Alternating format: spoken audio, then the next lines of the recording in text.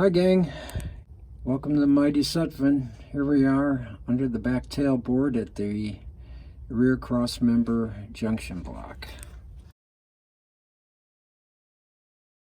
We've been diagnosing here for several hours, and there are step lights near the pump panel both sides and at the rear step, and then I tied in the LED handrails to the back.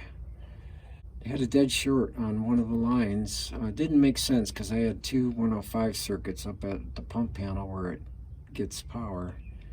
One ground short, shorted out. The other one didn't. And then on further investigation, the right-hand side, passenger side pump panel step light actually worked. So tore into the wiring harness there at the pump panel, and oddly that one wire was wired direct to the power source. A white 105 label, and then a black 105 label was the one that was grounding out. Well, trace that here to the back panel, and it comes in.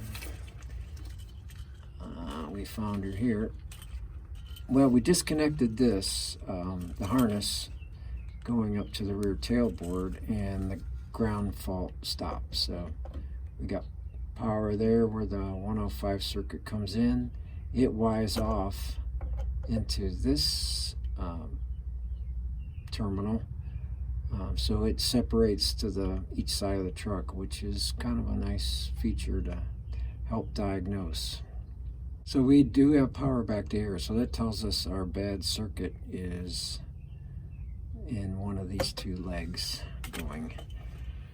Some power up to each of these and see if one side lights and the other doesn't, or arcs out. So stand by. Well, a little more diagnostics.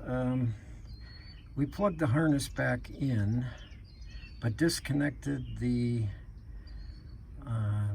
left-hand side, driver's side, LED handrails and a step light. So plug that back in, and the right side works. So our dead short is somewhere on this side of the truck.